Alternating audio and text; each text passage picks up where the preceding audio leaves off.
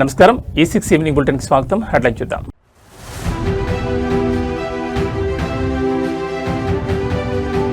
Ameerpet Maitrivanam junction లో భారీ అగ్ని ప్రమాదం. హెల్మెట్ షోరూమ్ లో చెలరేగిన మంటలు.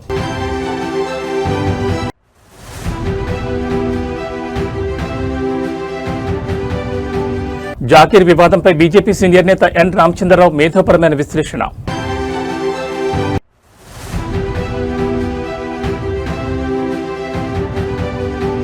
ఐకేపీ కేంద్రాల వద్ద అన్నదాతల కన్నీటి ఆక్రందన. గింజ కొనక వర్షానికి కొట్టుకుపోయిన పంట.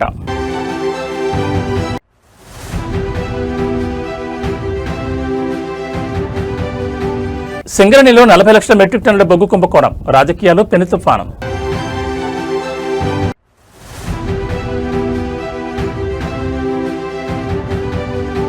యాచారం మండలంలో హైటెన్షన్. కోర్టు స్టే ఉన్న ఫార్మా భూముల్లో పనుల కలకలం.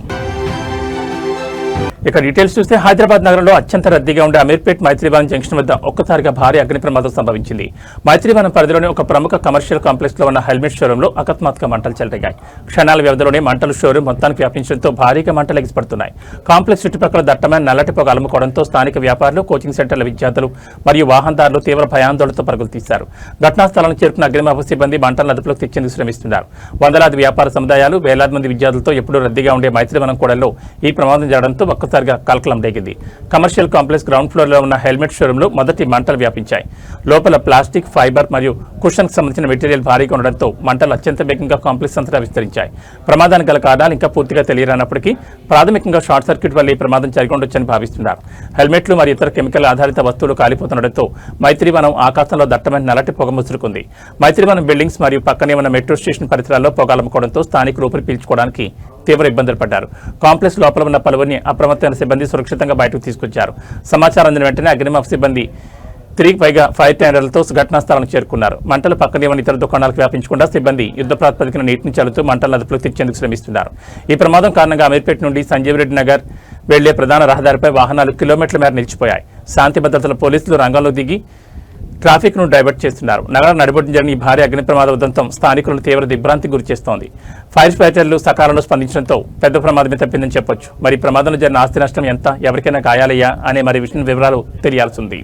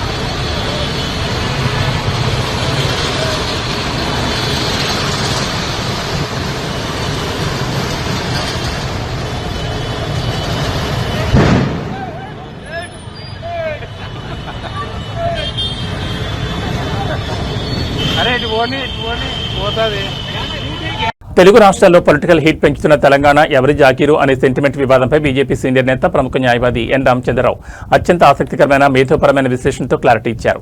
AP deputy CM Pawan Kalyan పర్యటనలు ఆయన చేసిన వ్యాఖ్యలను టార్గెట్ చేస్తూ కాంగ్రెస్ ఇతర శ్రేణులు చేస్తున్న విమర్శలను రామచంద్రరావు పక్క ఆధారాలతో తిప్పుకుంటారు.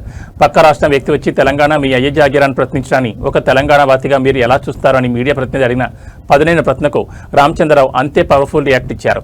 మీడియా ప్రతినిధితో మాట్లాడిన మాజీ ఎమ్మెల్సీ ఎన్ రామచంద్రరావు వివాదం వెనుక ఉన్న అసలు నిజాలను కాంగ్రెస్ నేతల వ్యాఖ్యల క్రమాన్ని బయటపెట్టారు. రామచంద్రరావు స్పష్టం చేస్తూ ఇక్కడ ఒక విషయాన్ని అందరూ గమనించాలి.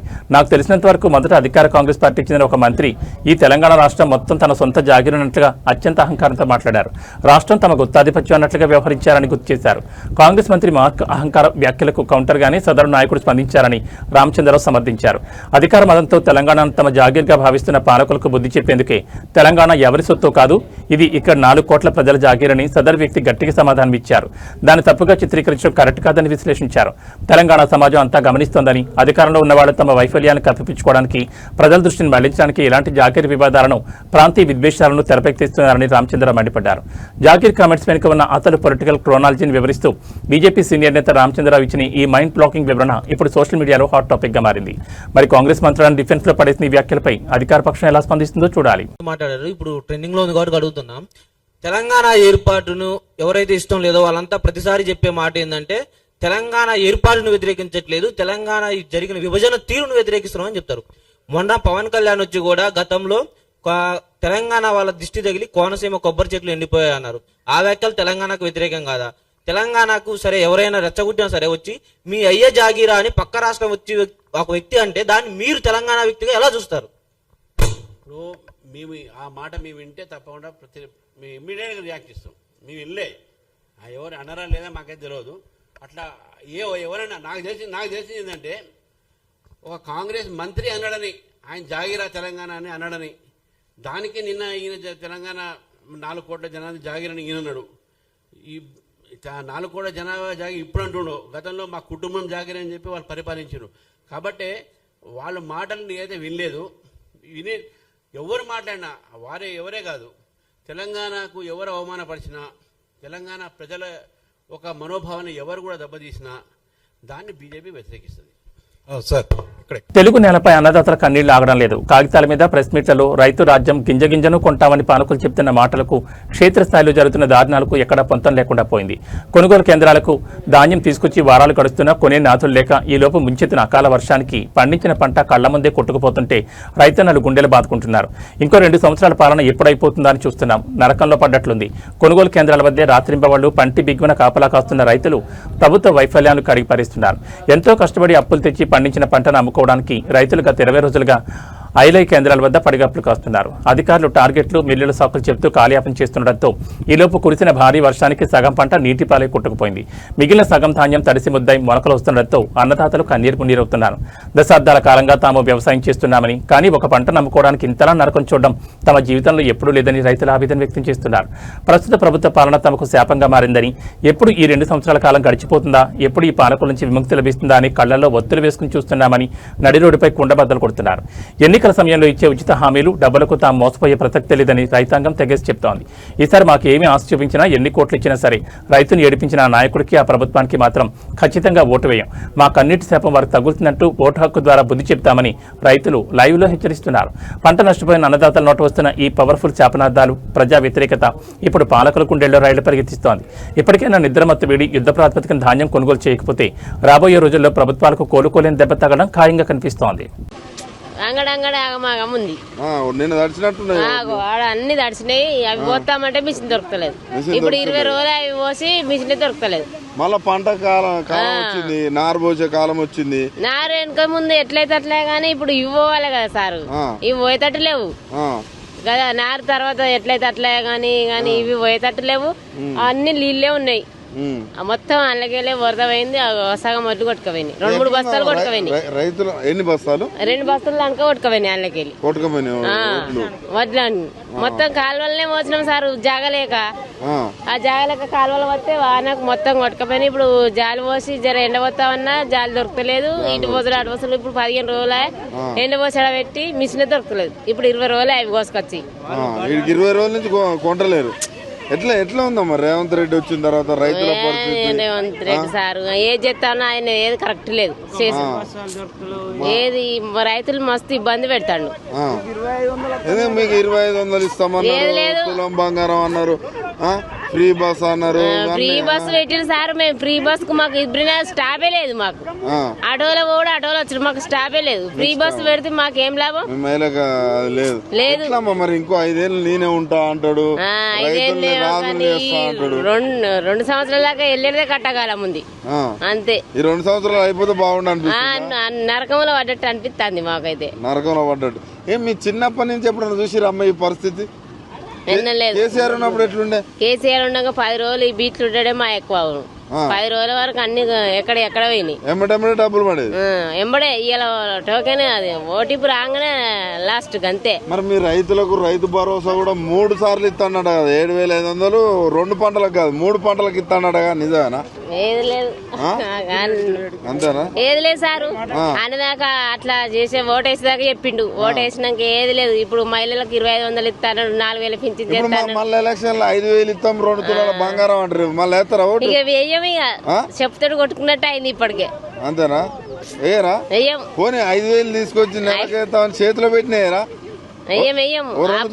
అప్పుడు ముందు ఎత్తడు కావచ్చు 5000 పింఛన్, మళ్ళీ తర్వాత కడి ఎత్తడు కావచ్చు. అంతేనా? వెయ్యం. 2 తులాల బంగారం ఇస్తానని వేస్తారా? వెయ్యం. ఏరా వెయ్యం. ఏది మరి మహిళల్ని కోటీశ్వరాలని ఏది చేసిండా ఇప్పుడు ఆయన? తెలంగాణ గుండెకాయ లాంటి సింగరేణి బొగ్గు గనుల సాక్షిగా అత్యంత భారీ కుంభకోణం జరుగుతోందంటూ ఓ మైండ్ బ్లాకింగ్ ఆరోపణ ఇప్పుడు రాష్ట్ర రాజకీయాల్లో పెనుతుపాను రేపుతోంది. సింగరేణిలో ఏకంగా 40 లక్షల మెట్రిక్ టన్నుల బొగ్గును లేకపోయినా ఉన్నట్లుగా కాగితాల్లో చూపిస్తూ రాష్ట్ర ప్రభుత్వం ఒక పెద్ద స్కామ్ కు తెరలేపిందని, ఇంత జరుగుతున్న ముఖ్యమంత్రి ఎందుకు మౌనముద్ర వహించారని నడిరోడ్డుపై నిలదీశారు. సింగరేణి ప్రయోజనాలను, దేశ సంపదను కొలగొడుతున్న తీరును పక్కా లెక్కలతో మీడియా వేదికగా కడిగిపారేశారు. సింగరేణి వ్యాప్తంగా ఉన్న వివిధ ఓపెన్ కాస్ట్ అండర్ గ్రౌండ్ పనుల్లో దాదాపు 40 లక్షల మెట్రిక్ టన్నుల బొగ్గు అసలు నిలవల్లోనే లేదని, కానీ రాష్ట్ర ప్రభుత్వం కొందరు అధికారులు లాలూచిపడి లేని బొగ్గును ఉన్నట్లుగా రికార్డులో చూపిస్తూ పెద్ద మాయాజాలానికి పాల్పడుతున్నారని ఆరోపించారు. ఈ భారీ బొగ్గు నిల్వలు ఎటు వెళ్లాయో, దీని వెనుక ఎవరి హస్తం ఉందో తేలాల్సిందన్నారు. రాష్ట్రానికి ఇంత పెద్ద మొత్తంలో ఆదాయం గండిపడుతుంటే, సింగరేణిలో ఇంత భారీ కుంభకోణం కళ్ల ముందే జరుగుతుంటే ముఖ్యమంత్రి ఎందుకు ఉలుకు పలుకు లేకుండా గమ్మును కూర్చున్నారని ప్రశ్నించారు. సీఎం మౌనం వెనుక ఉన్న రహస్యం ఏంటని, ఈ స్కామ్లో పెద్దల వాటాలు ఏమైనా ఉన్నాయా నిలదీశారు. ఈ సింగరేణి బొగ్గు అక్రమాలపై రాష్ట్ర ప్రభుత్వ వ్యవస్థలు నమ్మే పరిస్థితి లేదని, అందుకే కేంద్ర బొగ్గు గనుల శాఖ మంత్రి జి కిషన్ రెడ్డికి సమగ్ర వివరాలతో లేఖ రాస్తున్నట్లు స్పష్టం చేశారు. కేంద్ర ప్రభుత్వ పరిధిలోని విచారణ సంస్థల ద్వారా సింగరేణి రికార్డులపై, బొగ్గు నిల్వలపై పక్కా ఆడిట్ మరియు విచారణ జరిపించి దోషులను జైలుకు పంపే వరకు పోరాటం ఆపేది లేదని హెచ్చరించారు. సింగరేణి కార్మిక లోకంతో పాటు అటు పొలిటికల్ సర్కిల్స్ ను షేక్ చేస్తున్న ఈ 40 లక్షల టన్నుల బొగ్గు వివాదం రాబోయే రోజుల్లో ఢిల్లీ స్థాయికి చేరడం ఖాయంగా కనిపిస్తోంది. మరి కేంద్ర మంత్రి కిషన్ రెడ్డికి వెళ్లనున్న లేఖపై ఎలాంటి యాక్షన్ ఉంటుంది, అటు రాష్ట్ర ప్రభుత్వం ఈ ఆరోపణలను ఎలా తిప్పికొడుతుందో చూడాలి. తప్పకుండా రేపు నేను ఉత్తరం రాస్తాను కేంద్ర బొగ్గు గనుల శాఖ మంత్రి కిషన్ రెడ్డి గారికి. సింగరేణిలో ఇవాళ 40 లక్షల మెట్రిక్ టన్నుల బొగ్గును లేనిది ఉన్నట్టుగా చూపెట్టి రికార్డులు ఇస్తుంటే 49% వాటా ఇవాళ కేంద్ర ప్రభుత్వానికి ఉంది. మీరు ఏం చేస్తున్నారు బీజేపీ నాయకులారని నేను అడుగుతా ఉన్నా. అట్లాగే కుంభకోణం జరుగుతుంటే ముఖ్యమంత్రి గమ్మునెందుకున్నాడు, ఆయనకేం అవసరం వచ్చిందని చెప్పుకుని నేను అడుగుతా ఉన్నా. తప్పకుండా నిజం నిగ్గు తేలేదాకా మా సోదరుని కావాలంటే జైల్లో పెట్టుకోండి. ఇంకో వారం రోజులు ఎక్కువ పెట్టినా తను తయారుగానే ఉన్నాడు, మాకేం భయం లేదు. కానీ వదిలిపెట్టం ఈ అక్రమాలు, అన్యాయాలు సింగరేణి కార్మికుల తరఫున తప్పకుండా ఈ ప్రభుత్వాన్ని నిలదీస్తూనే ఉంటామని చెప్పి మీకు తెలియజేస్తూ అందరికీ ధన్యవాదాలు. రంగారెడ్డి జిల్లా యాచార మండల పరిధిలో ఫార్మా పనుల వేదికగా ఒక్కసారిగా తీవ్ర ఉధృతి చోటు చేసుకుంది. తాటిపత్తి గ్రామంలో కోర్టు స్టే ఉన్న భూముల్లో అక్రమంగా చొరబడి ఫార్మా పనుల నిమిత్తం భూములను చదును చేసేందుకు వచ్చిన 10ల సంఖ్యలోని జేసీబీలు, డోజర్లను స్థానిక రైతులు, గ్రామస్తులు ప్రాణాలు తెగించడుకున్నారు. పోలీసుల పహారా మధ్య అధికారులు బలవంతంగా పనులు ప్రారంభించగా చిట్టి నాగమణి అనే మహిళా రైతుతో పాటు వందలాది మంది ప్రజలు పొలాల్లోకి దూసుకెళ్లి యంత్రాలను వెనక్కి పంపించిన విజువల్స్ ఇప్పుడు రాష్ట్ర వ్యాప్తంగా సంచలనం రేపుతున్నాయి. ప్రభుత్వాలు మారినా ఫార్మా భూసేకరణ బాధ్యతలు గోస మారలేదనడానికి తాటిపత్తి గ్రామంలో ఇవాళ జరిగిన ఘటన నిదర్శనంగా నిలుస్తోంది. తాటిపత్తి గ్రామానికి చెందిన చిట్టి నాగమణి అనే మహిళా రైతు ఫార్మా ప్రాజెక్టుకు తన భూములు ఇచ్చేందుకు నిరాకరించారు. ప్రభుత్వం ఇచ్చే ఎలాంటి పరిహారాన్ని కూడా ఆమె తీసుకోలేదు. ఈ భూములపై న్యాయస్థానం ఆశ్రయించగా కోర్టు స్టే కూడా నడుస్తోంది. అయినప్పటికీ ఇవాళ ఉదయం రెవెన్యూ అధికారులు భారీగా పోలీసు బలగాలను వెంటబెట్టుకుని 10ల సంఖ్యలో జేసీబీలు, డోజర్లతో వచ్చి అక్రమంగా ఆమె పొలాలను చదును చేయడం ప్రారంభించారు. ఈ విషయం గ్రామంలో దావాగ్నిలా వ్యాపించడంతో బాధితురాలికి మద్దతుగా వందలాది మంది రైతులు, మహిళలు పొలాల్లో పరుగులు తీశారు. అధికారుల తీరు నిలదీస్తూ జేసీబీలకు అడ్డంగా నిలబడ్డారు. కోర్టు స్టే ఉత్తర్వులను చూపిస్తూ న్యాయస్థానాన్ని అవమానిస్తూ అక్రమంగా పనులు ఎలా చేస్తారంటూ పోలీసులతో తీవ్ర వాగ్వాదం దిగారు. రైతులు మరియు గ్రామస్తుల ఉగ్రరూపానికి పట్టుదలకు అధికారులు పోలీసులు దిగిరాక తప్పలేదు. ప్రజల నిరసన తీవ్రతరం కావడంతో జేసీబీలు డోజర్లను వెనక్కి పంపి పనులను తాత్కాలికంగా నిలిపివేశారు. ప్రస్తుతం తాటిపత్తి గ్రామంలో భారీగా పోలీసుల మోహరింపు కొనసాగుతుండటంతో ఎప్పుడు ఏం జరుగుతుందోనన్న ఉత్కంఠ నెలకొంది.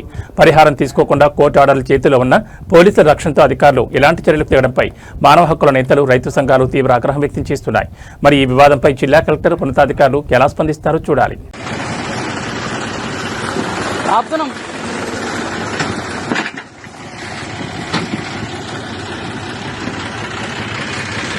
మా గ్రామ పంచాయతీ తీర్మానంలో బయటికి వెళ్ళి ఎలాంటి వాహనం వచ్చినా మాకు సంబంధం లేకుండా పనులు జరగడానికి వీల్లేదు.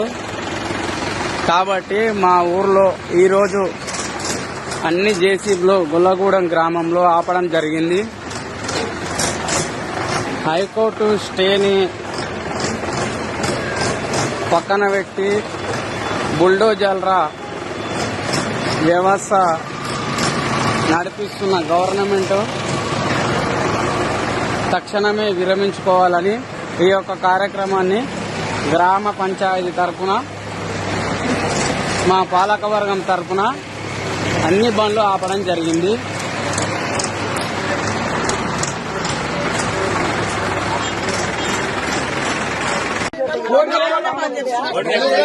పని జరగదు, అంతే. స్టే ఉన్నాక పనే జరగదు. కోర్టు స్టే ఉంది బాబాయ్, స్టే ఉంది. జేసీ కాదు, ఫార్మాసిటీకి సంబంధించిన సైకిల్ ఇళ్ళ రావద్దు. నువ్వు ఏ చూపేది, పనే నడవదు. ఇక పోవాలంతే.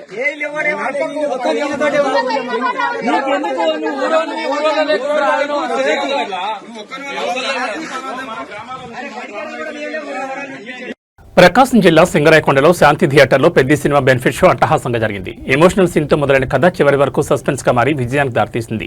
కుర్రాళ్ల కేరింతలతో థియేటర్ వద్ద సందడి నెలకొంది. సూపర్ హిట్ అంటూ నినాదాలతో మారుమోగిన శాంతి థియేటర్ తదుపరి బాణాసంచా పేల్చి తమ అభిమానం చాటుకున్నారు. ఈ కార్యక్రమంలో మెగా ఫ్యాన్స్ భారీ ఎత్తున పాల్గొన్నారు. ఈ రోజు ప్రతి సినిమా దగ్గర ఉన్నాం. ఎలాగుంది అడుగుతున్నా? ఎలాగుంది? సూపర్. ఎలాగుందమ్మా సినిమా? సినిమా బాగుంది.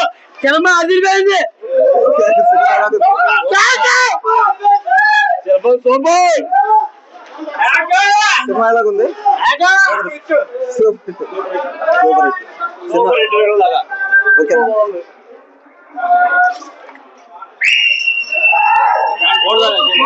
अच्छा है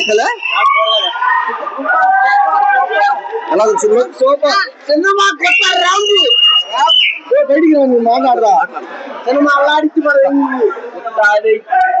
ఎంగేజ్ సినిమా రాదు ఉన్నాడు. సినిమా అసలు కొట్టేసింది, అసలు మామూలుగా లేదు. మా సూపర్.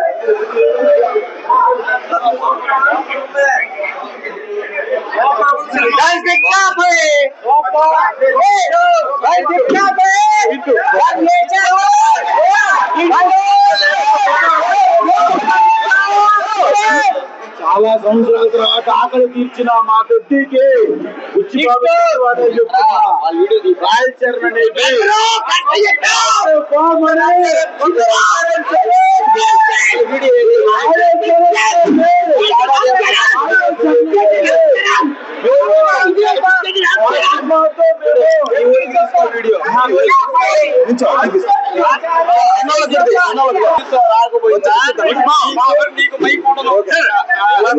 ఆకలిగా వెయిట్ చేస్తున్నా. మా సినిమా మాకు వచ్చింది.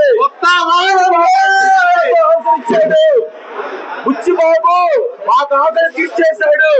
రామ్ చరణ్ మేము చూడాలనుకున్న సినిమాతో మేము చూసాము. ఆకలి తీర్చాడు.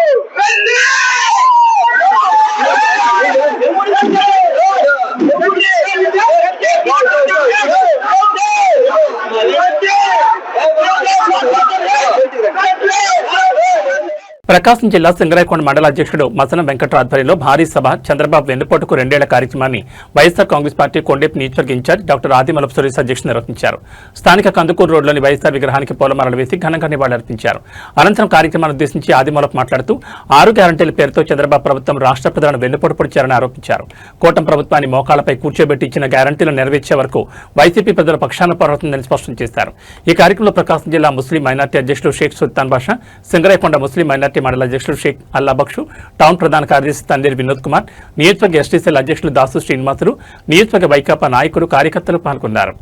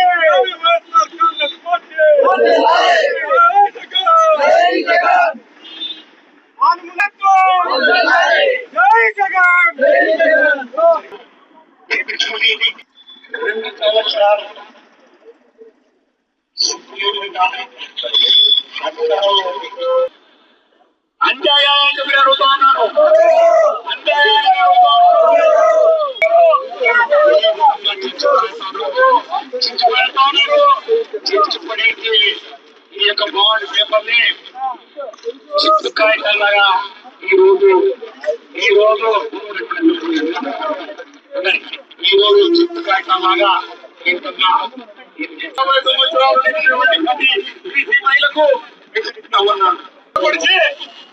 ఈ రోజు అబద్ధపు హామీలు ఇచ్చి ఈ రోజు చాట్ చేసి కబుర్లు చెప్తా ఉన్నాను. ఈ రోజు రాష్ట్రంలో ఇక్కడ కూడా రెడ్డి గారు అధికారంలోకి వచ్చిన వెంటనే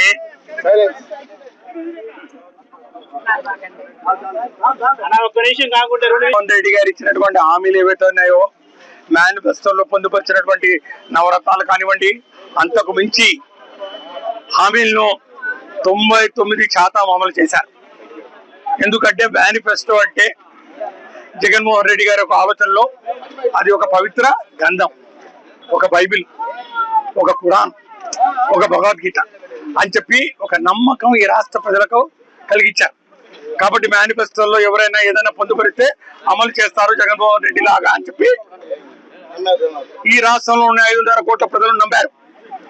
అది చంద్రబాబు నాయుడు గారు కూటమి ప్రభుత్వం బాగా అర్థం చేసుకుంది.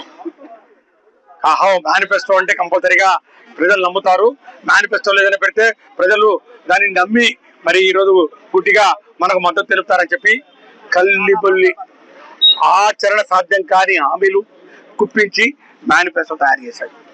మేనిఫెస్టో తయారు చేసి 50 సంవత్సరాలు నిండిన మహిళలందరికీ, బీసీలకు, ఎస్సీలకు, ఎస్టీలకు, మైనారిటీలకు పింఛన్ ఇస్తామన్నాడు, అందులో పొందుపరిచాడు.